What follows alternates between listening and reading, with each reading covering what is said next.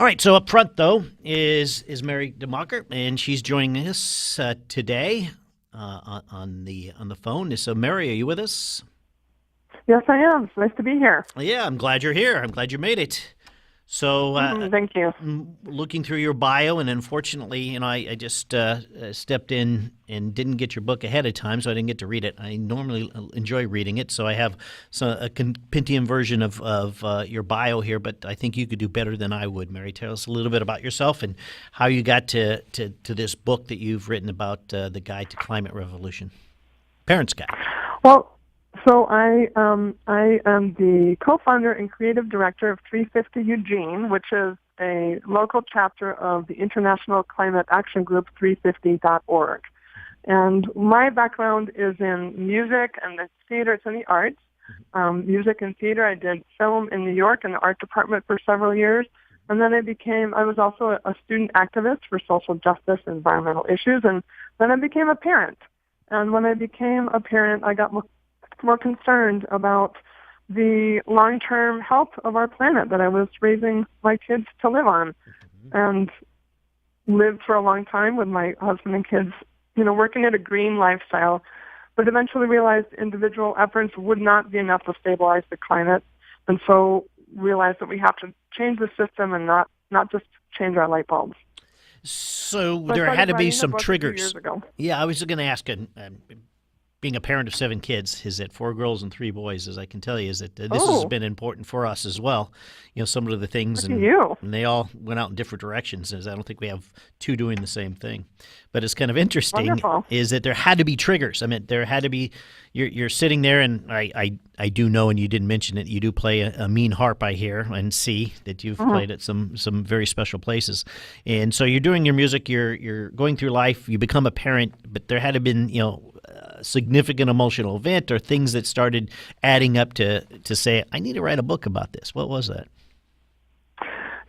For me, it was when I I was lying awake at night, worried. I kept hearing that the climate was getting, the planet was heating up, and I was watching it. I'm from Oregon, and I live in Oregon. I'm from New York, and I saw that the trees were being cut, which are actually carbon sinks.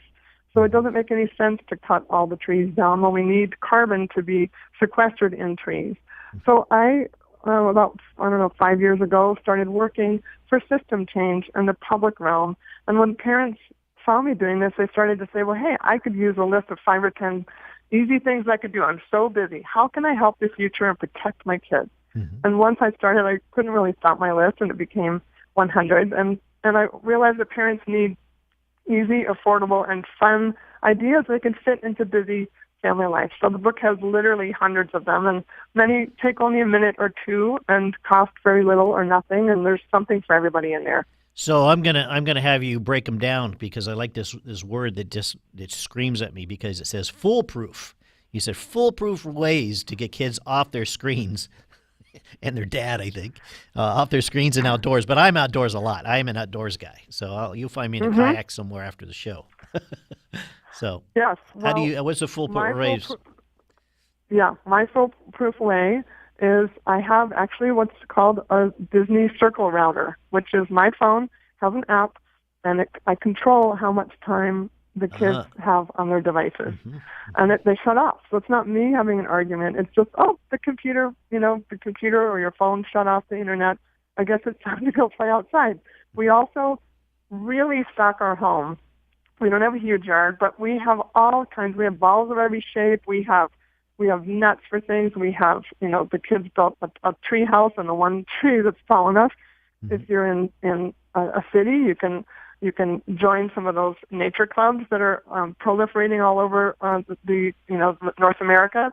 You can send your kids to camp. You can send them on scavenger hunts. You can, arrange a neighborhood basketball pickup game. There are all kinds of ideas in my book for getting kids off of screens and supporting them to be screen-free, because the default often pushes them onto their screens, and they feel even pressure to be on them. So adults need to help them get off of the screens and engage in moving and outside. Now, the debate, and I see we're going to talk a little bit about the debates at the next family reunion, but the debates that you get into sometimes is in the world where screens are becoming part of our daily work life as well. I mean, how do you handle that question? Because they say it's a way to adapt to the new world. Well, I mean, you mean in terms of what we adults can do to have lowered screen time, or how we can help children? Help children to know what is relevant in their work life. I mean, they're going to grow up and they're going to need screens to be able to compete in future. Yeah. Well, I can certainly tell you that my kids were not on screen so much until high school, and they are now completely tech proficient. They're much better than I am.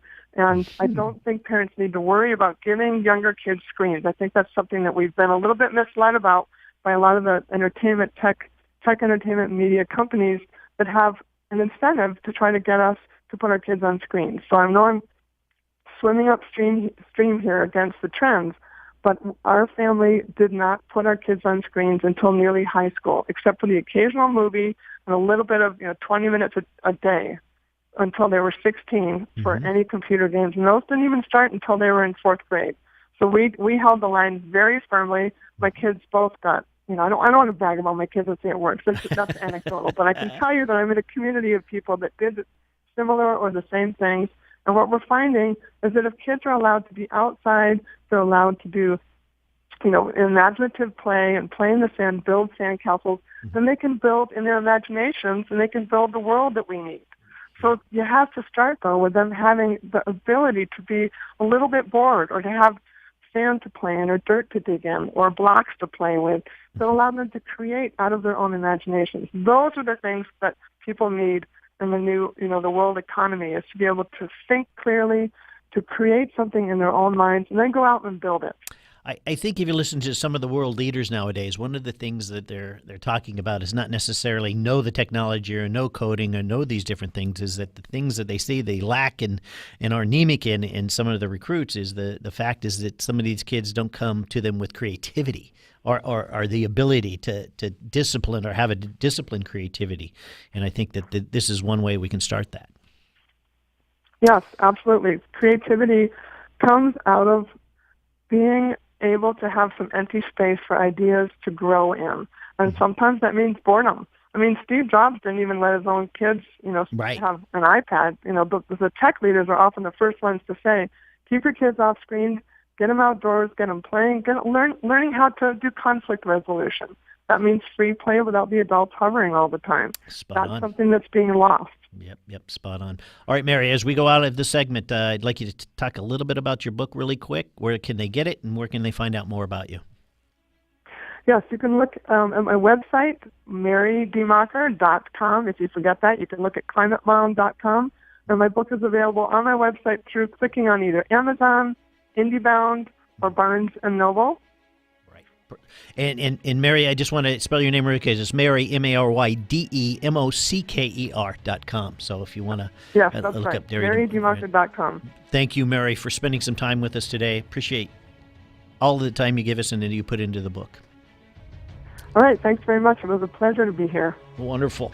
All right, we'll be right back right after this. This last segment was sponsored by Tycon Partners, providing a pathway to public markets. Want to know more about them is you can look at tyconpartners.com.